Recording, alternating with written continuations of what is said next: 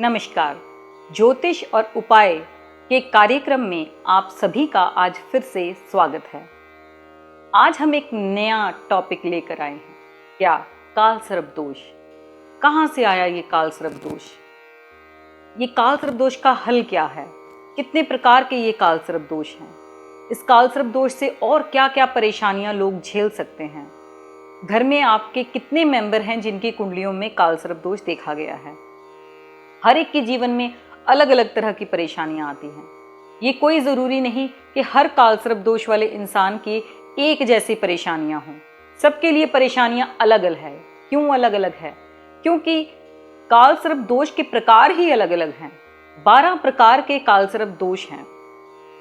अब कालसर्प दोष और कालसर्प योग में भी फर्क है, जिसको हम और बारीकी से जानेंगे जब आपकी कुंडली देखेंगे। पर फिलहाल मैं आपको वो 12 प्रकार गिनवा दूं।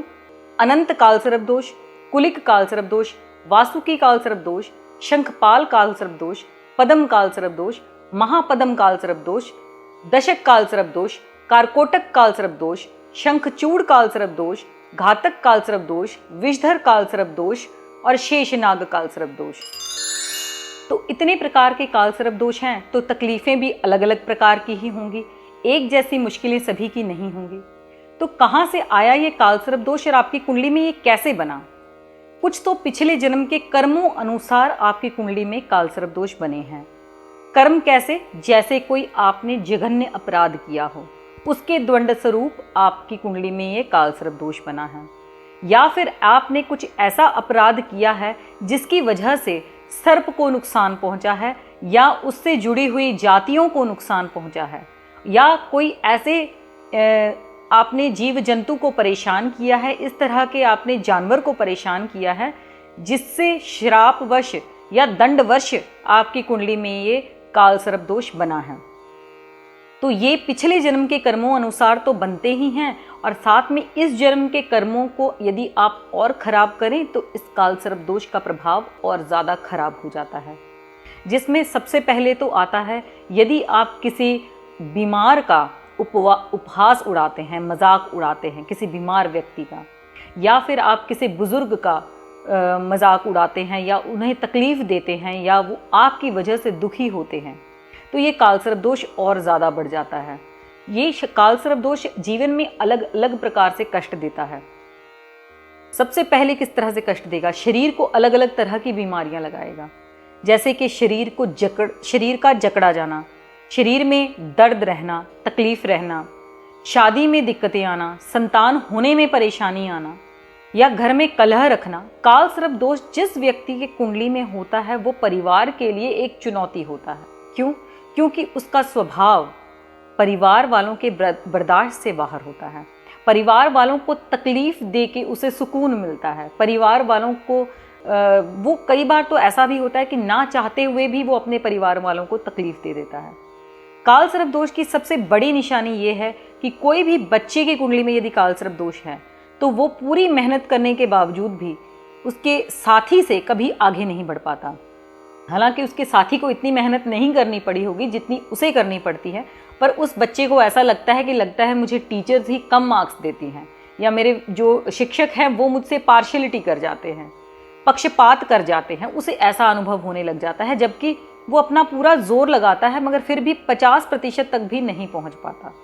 और कई बार ऐसा होता है कि जो लोग इंटरव्यू देने जाते हैं तो इंटरव्यू में बिल्कुल लास्ट मौके पे, आखिरी मौके पे आके कोई ना कोई चूक उनसे ऐसी हो जाती है कि वो उस इंटरव्यू से बाहर हो जाते हैं। तो सांप सीढ़ी का खेल आपने देखा होगा। जिस तरह से हम बचपन में लूडो का खेल खेलते थे, तो सांप और सीढ़ी से, जिस तरह से हम सीढ़ी से ऊपर चढ़ते थे और सांप के डंग से फिर वापस आ जाते थे, यही कालसर्प दोष की निशानियां हैं कि हमारे जीवन में भी कुछ ऐसा ही होता है कि बहुत जोर लगा के हम उस सीढ़ी पे चढ़ते हैं, पर कुछ एक ऐसा हो जाता है, कुछ ऐसा डंग लग जाता है सर्प का कि वहां से फिर वापस हमें जीरो से शुरू करना पड़ता है। तो ये कालसर्प दोष की बहुत बड़ी निशानी है कि इंसान पूरी मेहनत करने पे, मुकाम पे पहुंचते पहुंचते वापस आ जाता है और जीरो से शुरू करता है। तो मेहनत निष्फल हो जाती है, मेहनत बेकार हो जाती है। ये कालसर्प दोष की सबसे बड़ी निशानी है। अब सवाल ये है कि क्या कालसर्प दोष के कुछ उपाय हैं? तो हाँ, उपाय बिल्कुल हैं, पर जैसे कि मैंने आपको बताया कि 12 प्रकार के कालसर्प दोष हैं, तो सभी की कुंडलियों में उपाय भी अलग होंगे। पर फिर भी हमारी रोज की जिंदगी के या रोज की कुंडली देखने के अभ्यास में से जो हमने कुछ एक उपाय जो कॉमन निकाले हैं, वो आप कालसर्प दोष वाली किसी भी प्रकार का कालसर्प दोष है उसे वो कर सकते हैं। सबसे पहले तो अपने नीले रंग को दूर करें। नीले रंग को अपने आसपास आने ना दें। किसी भी वस्त्र में, आपकी चद्दर में, आपके पर्दों में, आपके कमरे में कोई भी नीला वस्त्र या नीली चीज जो है ये पड़ी ना हो। सबसे पहले ध्यान देने वाली बात है। दूसरी ध्यान देने वाली बात यह है कि कोई भी उपाय हमारे वेदों में या शास्त्रों में ऐसा नहीं बना है कि जो एक बार करने पे आपके जीवन से कालसर्प दोष का असर कम हो जाए, और ना ही ऐसा कोई विधान है, ना ही कुंडली में देखने की ऐसी कोई प्रक्रिया है कि हाँ आप इस उम्र के बाद, जैसे कई लोग कह देते हैं 32 साल की उम्र के बाद, 28 साल की उम्र के बाद कालसर्प दोष का असर कम हो जाएगा। ऐसा बिल्कुल भी नहीं है, क्योंकि कालसर्प दोष का असर हमेशा रहता है। जब से बच्चा पैदा होने से लेकर वृद्ध होने तक ये कालसर्प दोष का असर उस पर बना रहता है। तो हम उपाय के तौर पर क्या करें?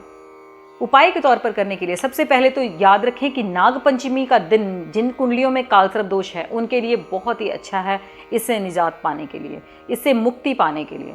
नागपंचमी वाले दिन जो है आप शिव जी की पूजा करें। उस दिन ओम नमः शिवाय का हो सकता है तो 1.25 लाख जाप करवाएं या रुद्र अभिषेक करवाएं। इससे भी कालसर्प दोष में कुछ हद तक आपको तकलीफें आपकी दूर होती हैं। शिव परिवार को घर में पूजन करें। हमेशा याद रखें कि मंदिर में कभी भी मूर्तियां न रखें, अन्यथा मूर्तियों का हम उस तरीके से ध्यान नहीं रख पाते हैं जिस तरह से मंदिर में होता, प्राण प्रतिष्ठित मूर्तियों का होता है, तो वो अपमान होने की वजह से हम पर दूसरे और दोष लग जाते हैं। तो घर में मूर्तियां कभी भी स्थापित ना करें। शिव परिवार की तस्वीर रखें और शिव परिवार की पूजा करें। दूसरा, महामृत्युंजय का जाप करें। महामृत्युंजय का मंत्र मैंने पिछली बार भी आपको बताया था, ओम त्र्यंबकम यजामहे सुगंधिम पुष्टिवर्धनम उर्वारुकमिव बंधनात् मृत्युर्मुक्षीयमामृतात्। ये महामृत्युंजय के मंत्र का आप 1 माला का जाप कोशिश करें, रोज करें। और क्या कर सकते हैं? हनुमान चालीसा का रोज जाप करें। शनिवार के दिन चींटियों को शक्कर और सत्तू मिला कर दें।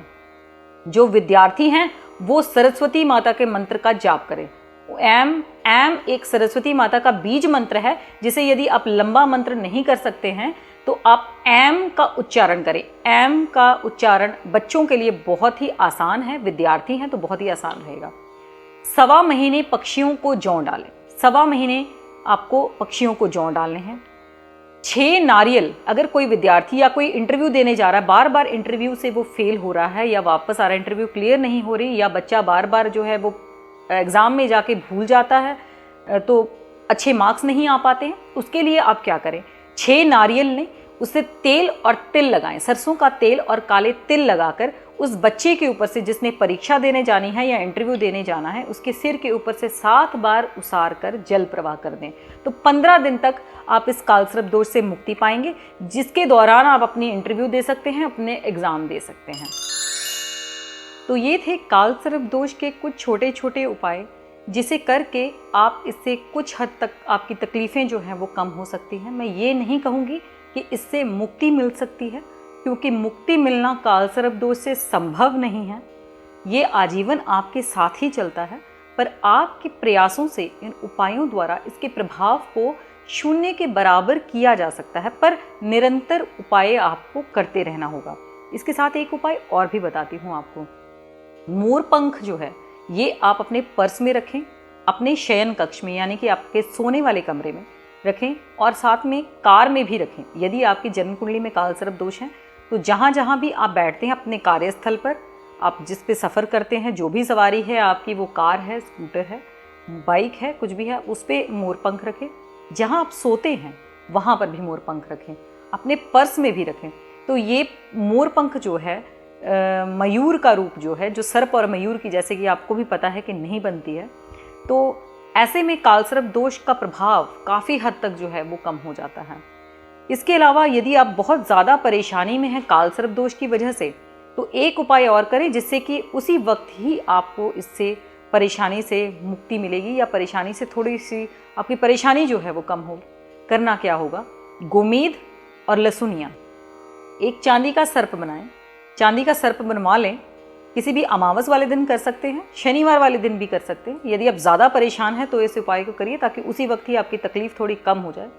उस चांदी के सर्प के मुंह की तरफ गोमेद लगा देना है और पूंछ की तरफ लहसुनिया, इसे ले जाके आपको जल प्रवाह कर देना है। इससे आपको एकदम से रिलीफ ज़रूर मिलेगी। तो ये भी एक छोटा सा उपाय था, करके देखिए। बहुत ही अच्छा, बहुत ही प्रमाणित उपाय है, बहुत ही उपयोगी उपाय है। ये प्रैक्टिकल उपाय हैं जो हमने करवा के देख रखे हैं और इनसे बहुत ही जल्दी लाभ भी मिलता है। तो इसे ज़रूर करके देखिए। तो अब बारी है आज के उपाय की। चलिए जानते हैं आज का उपाय क्या है। यदि आप मंदिर में जाते हैं तो रोज़ाना एक ही समय पर मंदिर में जाएं। यदि आप सुबह 7 बजे जाते हैं तो डेली 7 बजे ही जाएं। यदि आप 8 बजे जाते हैं तो रोज़ 8 बजे ही जाएं। जैसे कि आप जानते हैं हम स्कूल में अपनी अटेंडेंस भरते थे। जिस समय पर हमने अटेंडेंस भरनी है उसी समय पर अगर हम भगवान के पास भी जाते हैं, एक ही समय पर जाते हैं, तो हमारी हाजिरी लगनी शुरू हो जाती है, हमारी मौजूदगी वहाँ दिखनी भगवान को भी शुरू हो जाती है कि इंसान रोज़ मेरे पास आता है। तो धीरे धीरे करके उसकी सारी मुश्किलों का जो है वो हल होने लग जाता है। ये बड़ा ही छोटा सा है दिखने में उपाय, पर बड़ा ही रामबाण उपाय है, करके देखें, बहुत ही लाभकारी है। आज का वास्तु विचार। वास्तु विचार में क्या है? वास्तु विचार में आज हम बात करेंगे मंदिर की। मंदिर कहाँ होना चाहिए? मंदिर हमेशा ही नॉर्थ ईस्ट डायरेक्शन में बनना चाहिए। मंदिर के अंदर कैसा होना चाहिए? मंदिर में आप मूर्तियां कदापि स्थापित न करें, क्योंकि प्राण प्रतिष्ठित मूर्तियों जितना हम उसे ध्यान नहीं रख सकते, इस वजह से उससे और भी दोष लग जाते हैं, अपमान के दोष लग जाते हैं। इससे कुंडली में और घर में बहुत सारा वास्तु दोष भी बन जाता है और कुंडली में बहुत सारे दोष भी पैदा हो जाते हैं, क्योंकि हम उस तरह से ध्यान उन मूर्तियों का नहीं रख पाते जिस तरह से प्राण प्रतिष्ठित मूर्तियां मंदिर में पड़ी होती हैं। उनको उस तरीके से भोग नहीं लगा पाते, या फिर उस तरीके से उसे जो भी उसकी प्रक्रिया है, जो विधि है, हम नहीं कर पाते। तो इस वजह से मूर्तियां घर में न रखें। यदि आपने फ़ोटो भी रखी हैं घर में तो फ़ोटो भी खंडित नहीं होनी चाहिए, यानी कि फटी हुई फ़ोटो जो है भगवान की वो नहीं होनी चाहिए। मंदिर में कोशिश करें कि नारियल जो आप किसी भी वक्त किसी भी पूजा के समय पर या कोई हवन करवाया है आपने या कहीं से आपको मिला है, तो आप नारियल जो है वो ज़्यादा समय तक ना रखें।